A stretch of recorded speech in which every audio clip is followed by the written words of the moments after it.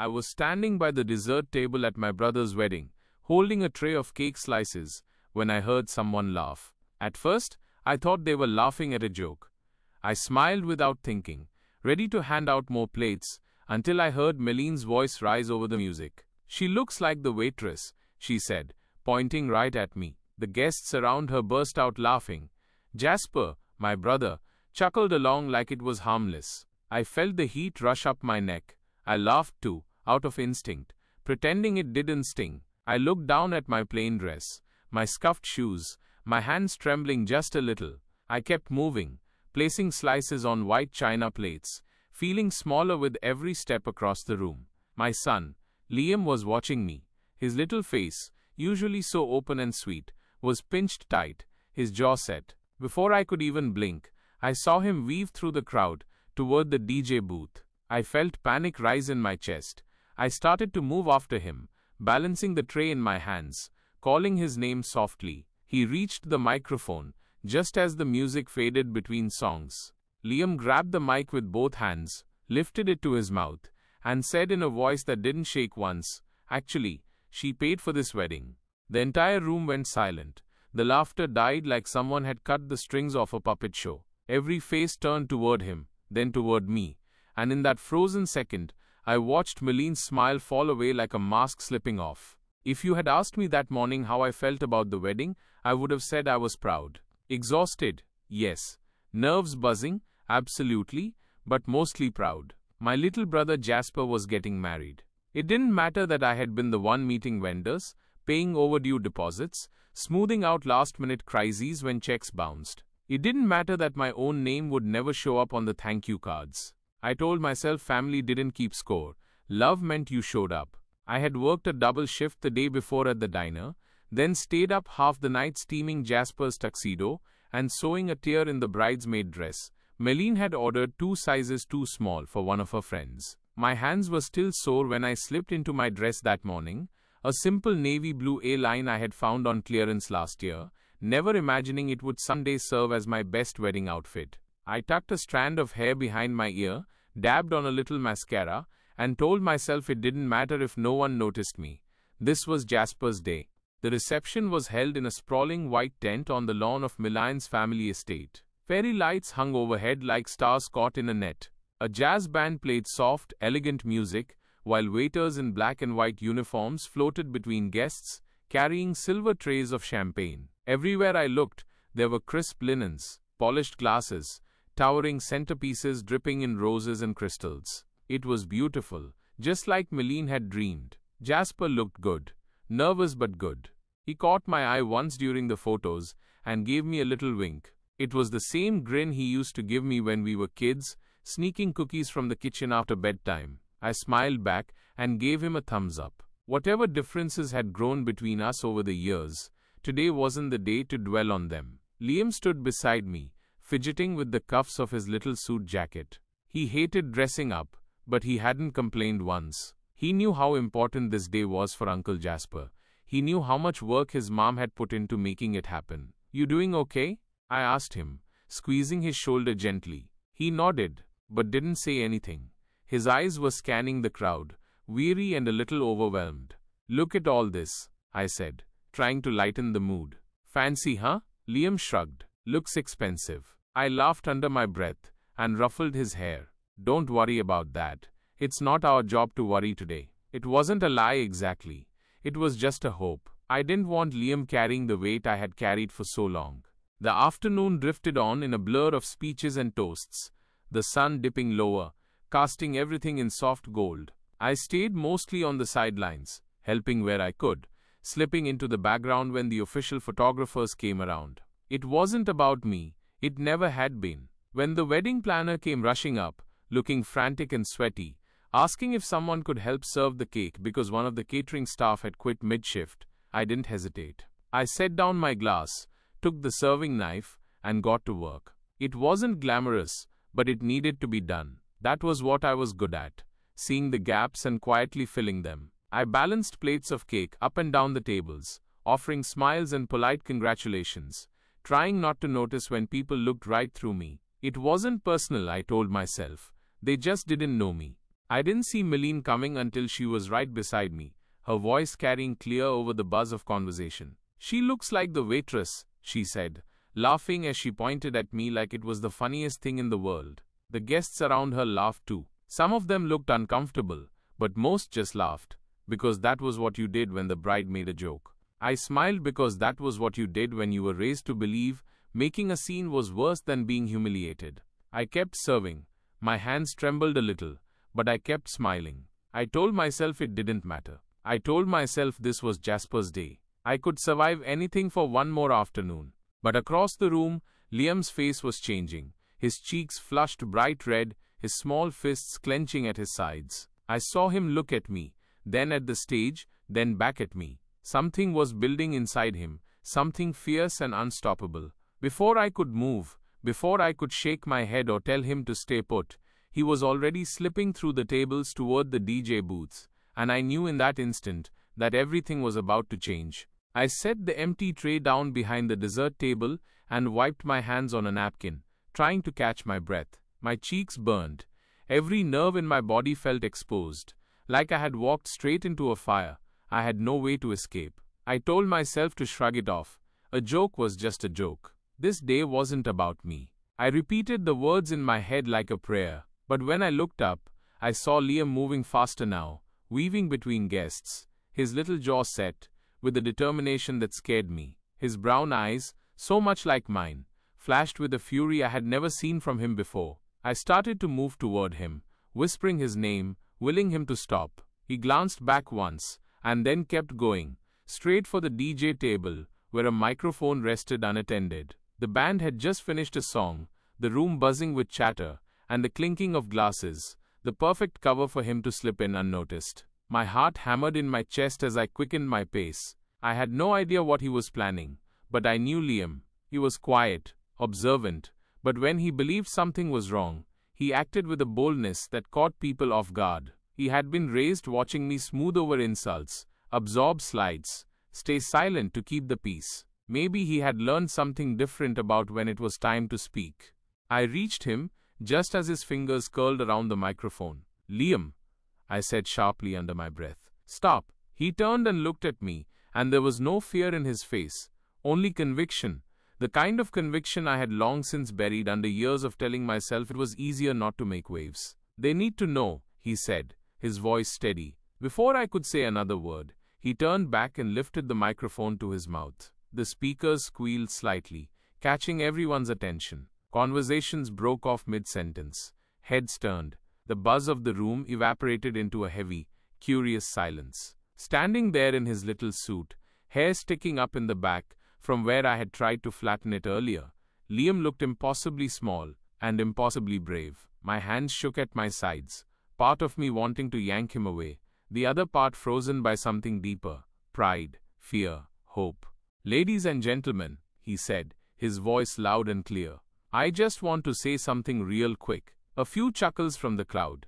Some guests leaned in, expecting a cute kid moment, maybe a funny story about Uncle Jasper. Meline, standing at the head table in her shimmering white gown, smiled indulgently, clearly expecting the same. I watched Liam take a deep breath, the microphone shaking just slightly in his hand. "My mom isn't the waitress," he said. A murmur rippled through the room. "And she's not just here to serve you cake," he continued.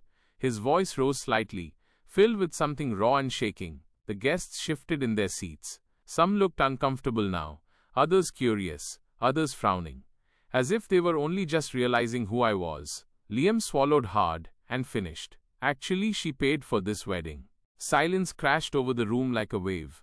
No music, no clinking glasses, just stunned, breathless stillness. I stood there, every part of me aching. I wanted to pull him off the stage.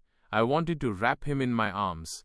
I wanted to disappear. I wanted to scream. I didn't know which urge was stronger. At the head table, Meline's face froze. Her hand, halfway to lifting a champagne flute, hovered midair. Her mouth opened slightly, then closed. The color drained from her cheeks, leaving her looking pale and almost translucent under the fairy lights. Jasper turned sharply toward me, his expression wild, confused, guilty, all at once. I saw the guests' eyes flick from Liam to me, then back again. Some looked embarrassed, A few looked ashamed.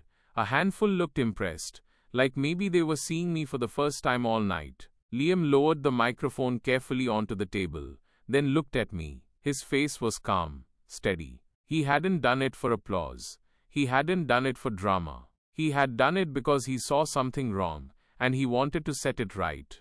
I stood frozen for a beat, then found my feet moving toward him. I reached out and took his hand, squeezing it hard. He squeezed back, small but fierce. Behind me, voices began to rise again, low and awkward at first. I heard the scrape of chairs, the clearing of throats. The world, stunned for a moment, began to spin forward again, but nothing was quite the same. The crack had already formed. The perfect shell of the day was broken. And there, standing hand in hand with my son, I realized something had shifted inside me too, something I hadn't even known I needed. I wasn't invisible anymore. For a moment, I stood rooted to the spot, holding Liam's hand in mine, feeling the whole weight of the room press down on us. Whispers darted through the tables like insects. I heard my name pass from one set of lips to another, some saying it with surprise, others with pity, a few with something close to admiration. I thought about running. I thought about gathering Liam in my arms and slipping out the side of the tent, escaping before anyone could say anything, before they could turn their attention back toward me with questions and judgments and apologies I was too tired to accept. But then I looked down at Liam, his small fingers wrapped around mine with a strength that steadied me. His face was calm, his shoulders straight, as if he had no doubt at all that he had done the right thing. I realized that if I ran now, I would be teaching him something dangerous. I would be telling him that speaking the truth meant shame, that standing up for someone you love should be followed by retreat and silence. I had spent so many years telling myself it was noble to keep my head down, to swallow pride in the name of family. But standing there beside my son, I saw it differently. Silence hadn't made anything better. It had only made it easier for people to forget what I had done for them. I squeezed his hand, feeling something click into place inside me. A decision made without anger, without bitterness, but with a quiet certainty I had never let myself feel before. I was not going to run. I straightened my spine and lifted my chin. I looked across the tent to where Jasper was standing. His face was pale, his mouth tight, his hands clenching and unclenching at his sides. I could see the war going on inside him. He wanted to defend me, but he didn't know how. He wanted to smooth it over, without having to face the truth of it. Our eyes met across the distance for a second. He looked like the little boy who used to follow me around the backyard with a toy sword, swearing he would protect me from monsters. Now it was my turn to protect something. My dignity, my son's belief that telling the truth mattered. I stepped forward, walking with Liam toward the center of the tent. I could feel eyes following us, the weight of 100 gazes. I didn't falter. Liam walked half a step ahead of me, like he was leading the charge. When we reached the center, Jasper stepped toward us, his face stricken. "Ara," he said, his voice low, rough with guilt. I didn't know he was going to say anything. Maybe he shouldn't have had to. I looked at him steadily. Meline stood a few feet behind him, stiff and silent, her hands clutching the sides of her dress. She avoided my gaze, pretending to fiddle with her bouquet. I didn't shout. I didn't cry.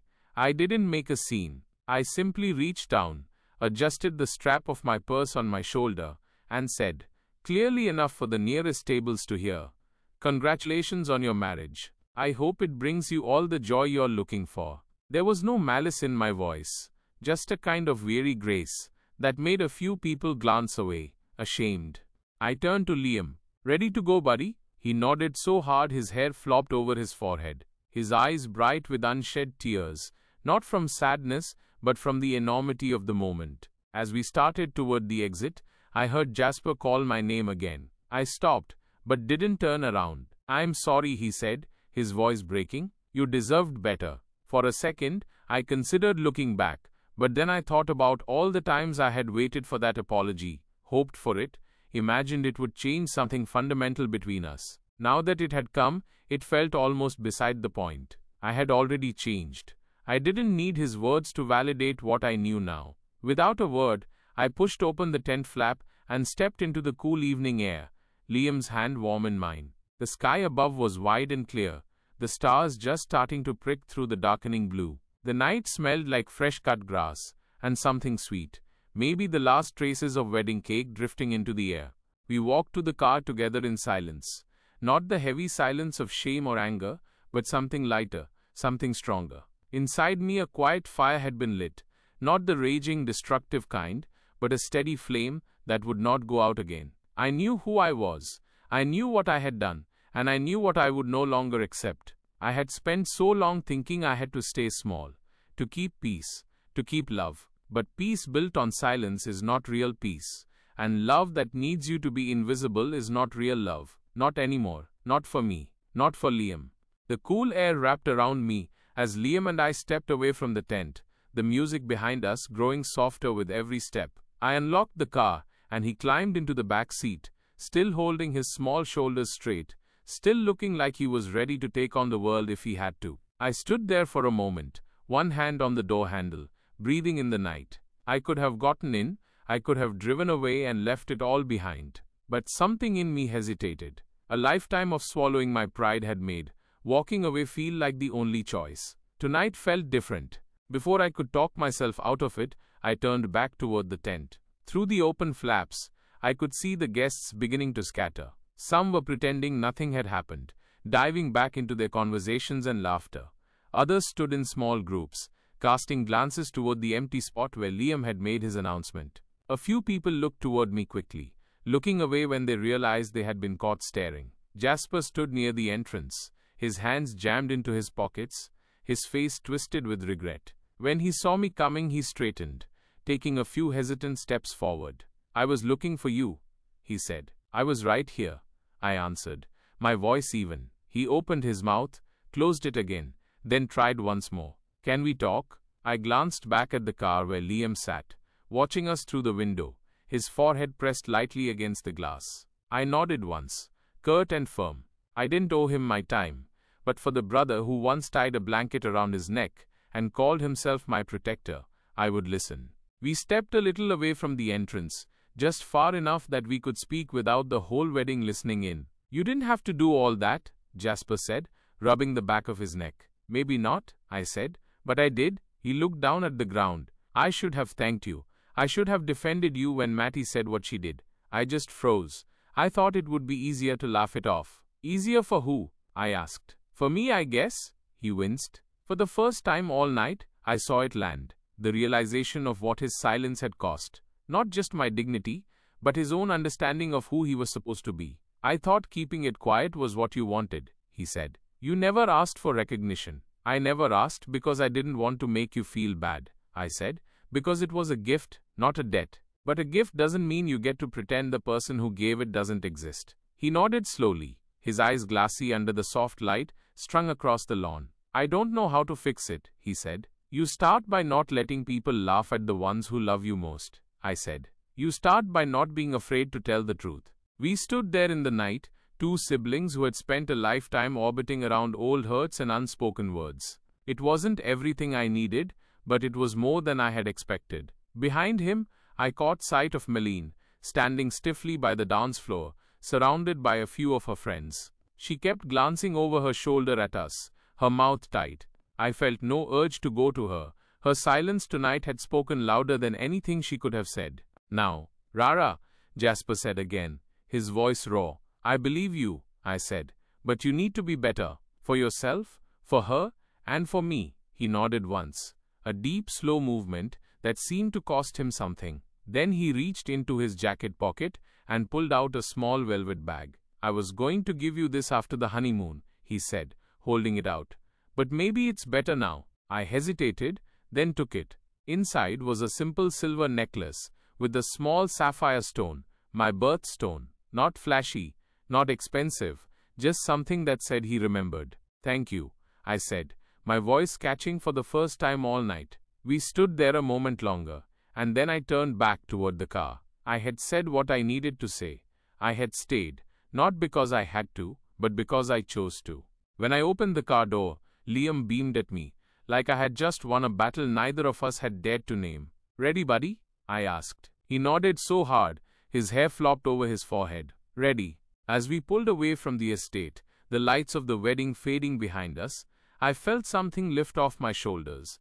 Not the memory of what had been said or done, but the weight of all the times I had stayed silent when I should have stood tall. Tonight, thanks to a boy who had more courage in his small hands than I had carried for years, I had remembered how, and I would not forget again. The highway stretched out ahead of us, dark and endless, broken only by the occasional blur of headlights passing in the opposite lane. Liam had kicked off his shoes and curled up in the back seat, humming softly to himself as he stared out the window. I kept one hand on the wheel, and the other resting lightly on my lap, my thumb absently brushing the small velvet bag that now lived in my coat pocket.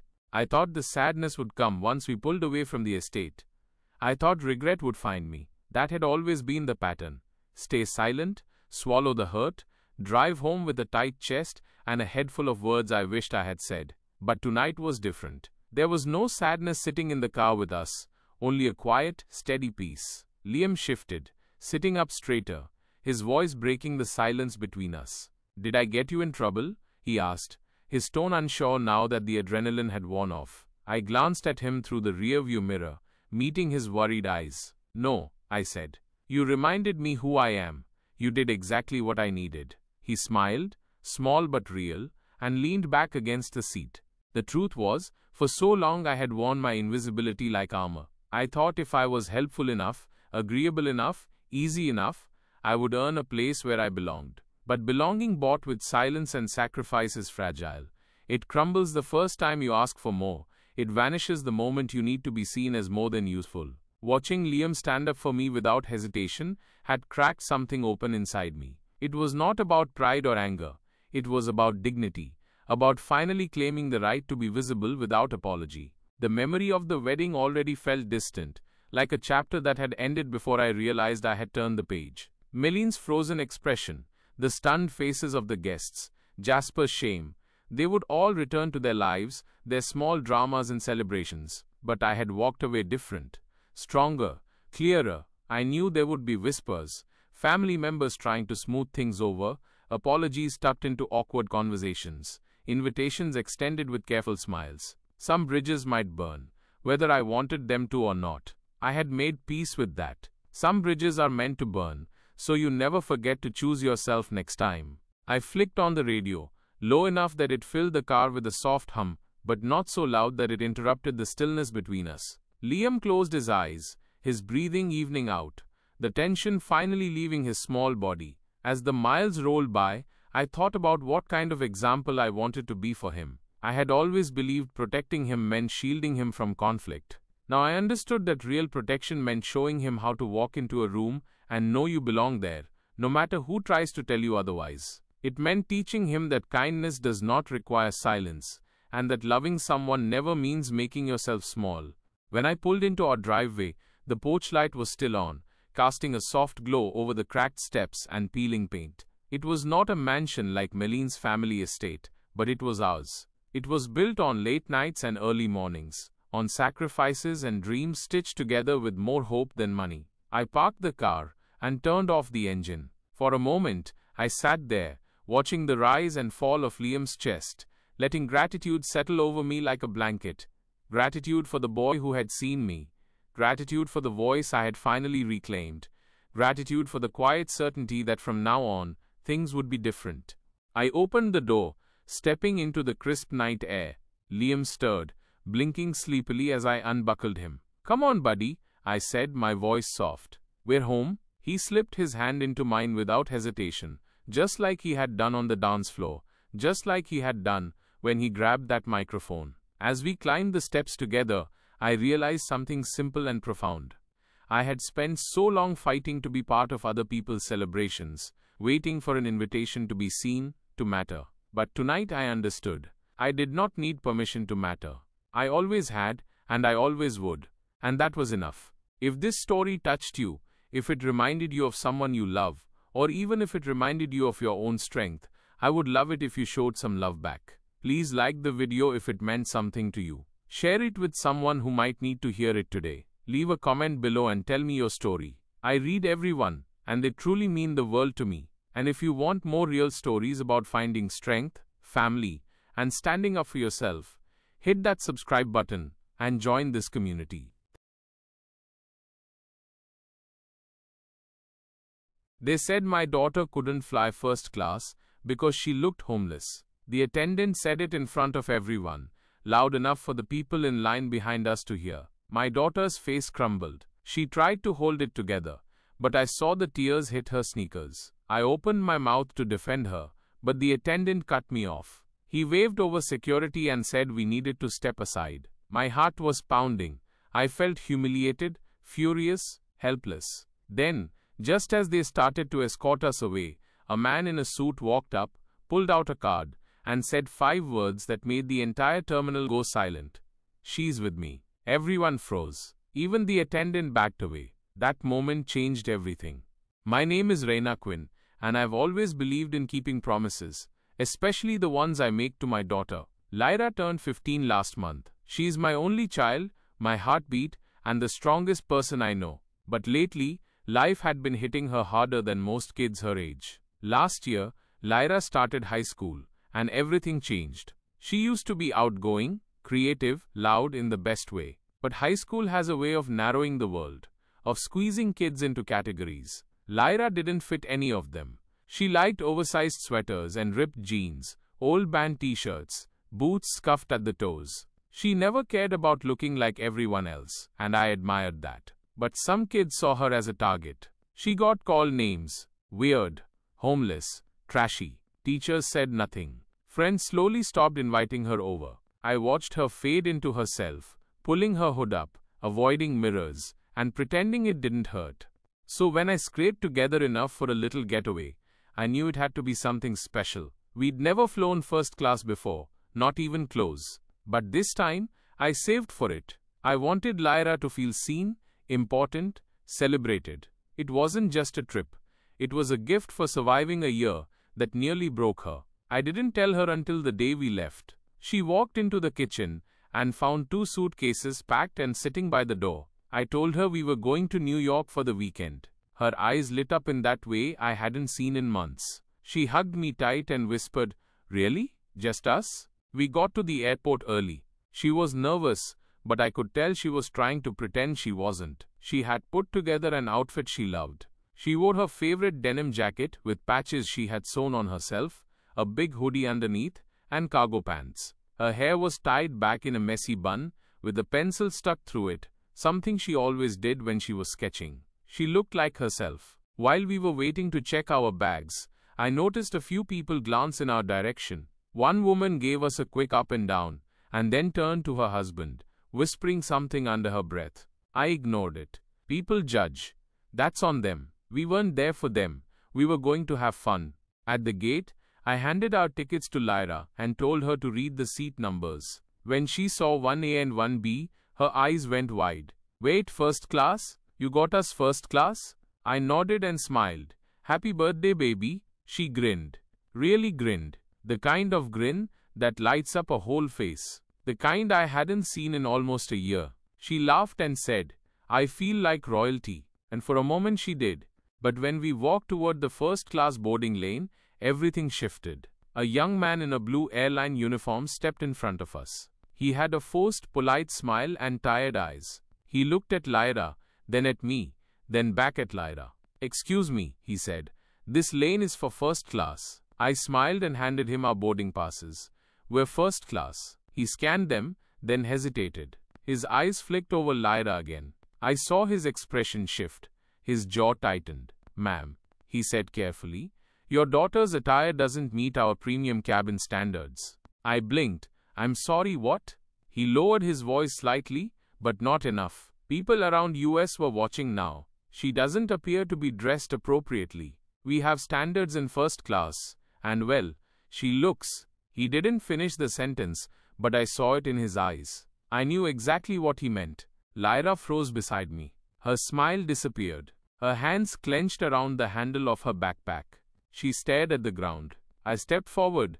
"Are you serious right now?" He sighed, glancing toward a nearby security guard. "Ma'am, I'm going to have to ask you to step aside so we can resolve this."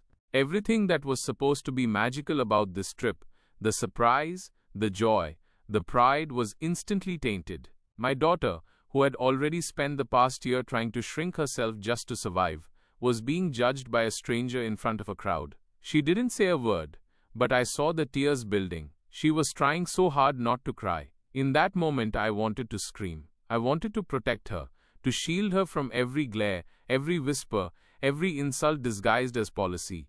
But all I could do was hold her hand, while someone in a uniform told us we didn't belong. I didn't move at first. I couldn't. My mind was racing, trying to make sense of what had just happened. We had the right tickets. We were on time. We followed every rule. So why was this man acting like we had no business being there? The gate attendant gestured again. "Ma'am, please, if you'll just step aside, we can clear this up." His voice was calm, but condescending, like he was used to people not arguing. He didn't expect a scene. He expected me to quietly take my daughter, walk back to economy, and disappear. But I wasn't going anywhere. I looked down at Lyra. Her head was bowed, her shoulders hunched, her cheeks blotchy with silent tears. She looked small, broken, not because of what she was wearing, but because someone had looked at her and decided she wasn't worthy of respect, not even a second glance, just judgment and rejection. My voice was shaking, but I stood straighter. "This is my daughter. She is flying first class. We both are. Check your screen again." The attendant sighed and tapped at his tablet, but I could tell he wasn't looking for anything. He had already made up his mind. He leaned closer and said, "Ma'am, I'm not saying she's not allowed on the flight. I'm saying she's not dressed for the premium cabin. We have certain standards. She's wearing clean clothes. She's covered head to toe. She's dressed comfortably for a flight. What exactly is the problem?" He paused. That moment told me everything. He didn't have a real answer, just an opinion he thought would go unchallenged. Lyra tugged on my sleeve. Her voice was barely a whisper. "Mom, it's okay. Can we just go? I don't want to be here anymore." Her eyes met mine. She was humiliated, not angry, not defiant, just tired. Tired of being made to feel like she had to apologize for who she was. That look cut through me. It made my stomach twist in a way I can't describe. "No," I said, loud enough for everyone in the gate area to hear.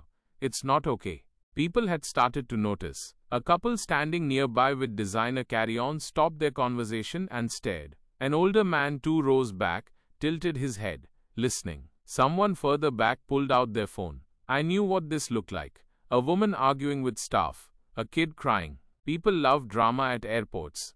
The gate attendant glanced behind him and waved toward the security desk. A uniformed guard began walking toward us. I stepped in front of Lyra. I could feel her trembling behind me. "This is harassment," I said firmly. "My daughter hasn't broken any rules. You are singling her out based on what? Her outfit? You don't get to decide who looks rich enough to sit in first class." The attendant didn't respond. He stood stiffly, eyes flicking toward the approaching guard. Lyra tugged my arm again.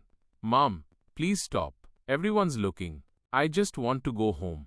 I turned and knelt in front of her. "Look at me. You didn't do anything wrong. Do you hear me? You belong here." She didn't answer. She looked away, her face hot with shame. And then the guard reached us. "Is there a problem here?" he asked, voice flat, almost bored. The attendant jumped in.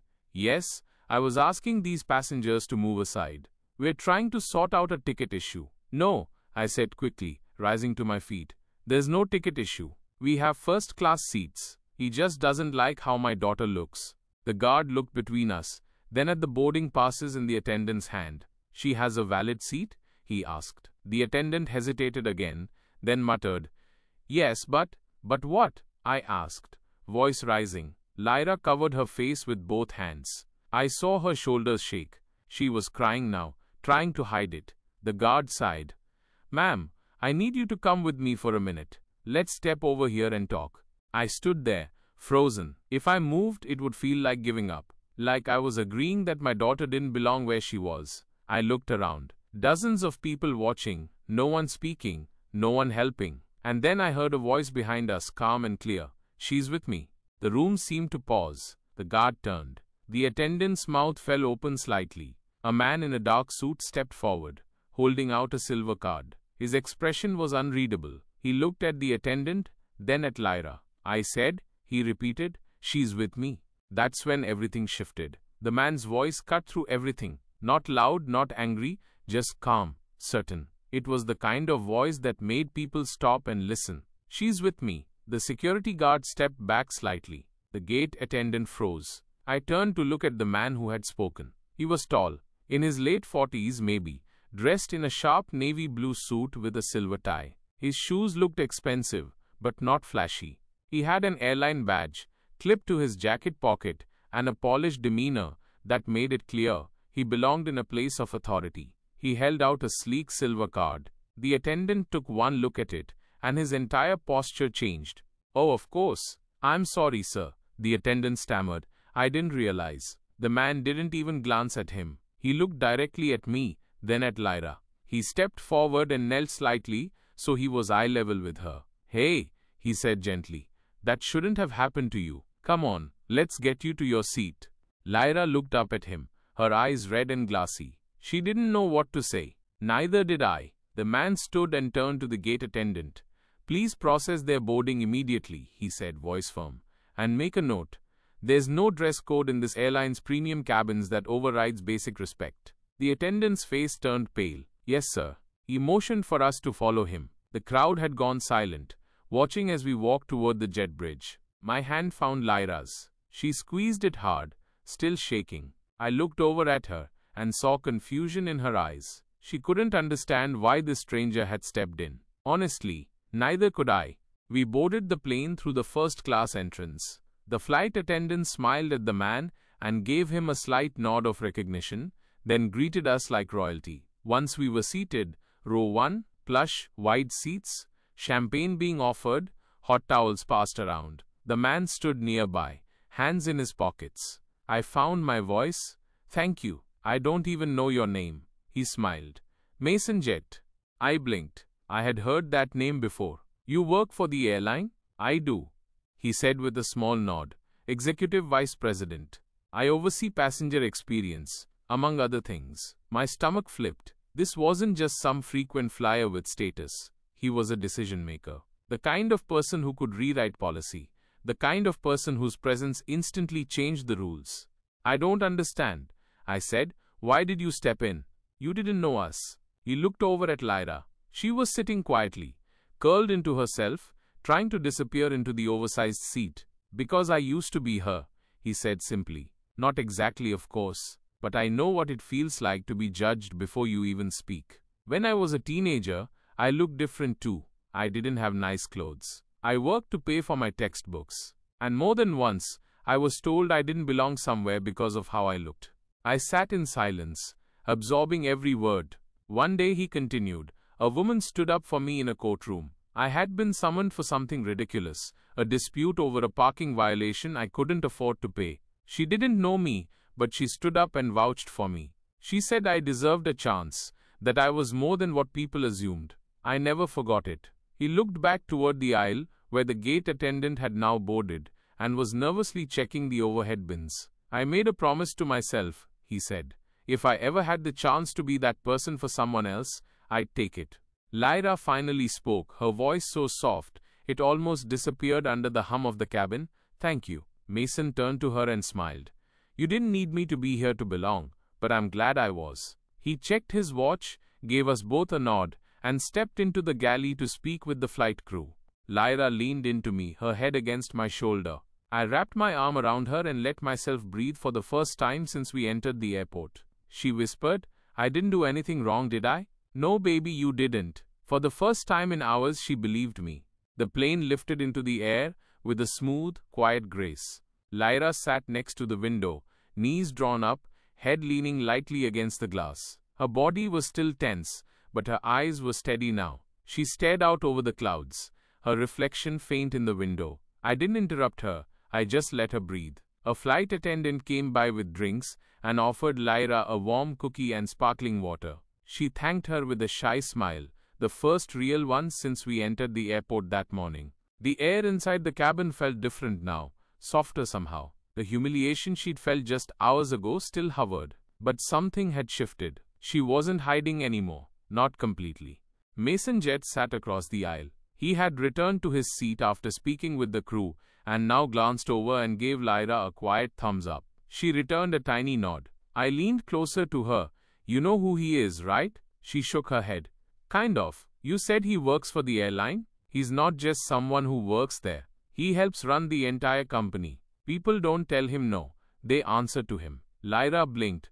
Why would someone like that care about me? I reached for her hand and gave it a light squeeze.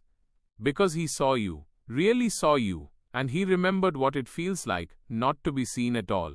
She looked down at her lap and ran her fingers along one of the stitched patches on her jeans. I didn't think anyone saw me like that. I was about to respond when Mason stood and stepped into the aisle. He walked over and asked if he could sit next to us for a moment. I nodded. Lyra pulled her legs down and sat up straighter, unsure of what to expect. Mason looked at her kindly. I didn't mean to embarrass you earlier. I know that kind of attention can feel like a spotlight you don't want. Lyra nodded slowly. I am not used to people standing up for me. Well, let me be the first of many, he said. What's your name? Lyra. Beautiful name, he said. I meant what I said out there. You didn't do anything wrong. You walked into that gate like you belonged.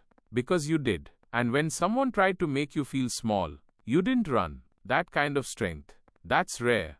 She stayed quiet, but I could see how much his words meant. Her hand stopped fidgeting. Her breathing slowed. I don't want to overstep, he said, turning slightly toward me. But I'd like to do something for Lyra. If it's okay with you. I hesitated. You already did more than I could have imagined. He shook his head. I want to go further.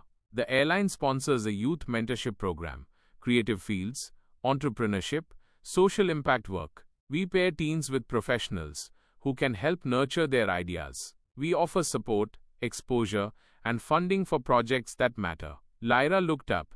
Like art? Exactly like art, he said. I saw your jacket. Those patches. Did you design them yourself? She nodded. I draw all the time. I like turning my drawings into patches, stickers, prints. I don't show them to many people though. Mason smiled. You should. The world needs more people like you, creating things that don't look like everything else. Lyra glanced at me. I smiled and nodded. You should do it, baby. Mason reached into his jacket and handed her a sleek black business card. Take this. No pressure. You can call or email whenever you're ready. No deadlines. Just an open door. She took it with both hands, like it was something precious. Thank you, she whispered. Mason stood. You don't owe me anything. Just promise me one thing. What? When someone tries to shrink you again, don't let them. You've got more power than you realize. He stepped away and returned to his seat as the flight attendants began preparing for landing. Lyra sat still for a while, holding the card in her lap, then tucked it carefully into the small sketchbook she always carried in her backpack. When we landed, the same gate attendant stood by the door, avoiding eye contact. Mason didn't speak to him again. He didn't need to. Everything that needed to be said had already been done. As we stepped off the plane, Lyra turned to me and said, I think I want to show people my art, not just hide it. I smiled. Then that's exactly what you'll do. The moment she said it, I knew something had changed. She didn't just survive that day, she claimed it. We left the airport without saying another word to the staff. There was nothing left to prove. We had our seats, we had our dignity, and we had something more powerful than either of those things. A memory neither of us would forget. That night, after we checked into our hotel, Lyra curled up by the window overlooking the city. The skyline shimmered in the distance. She opened her sketchbook and flipped to a blank page. She didn't say anything at first, just sat there, pencil in hand, eyes focused.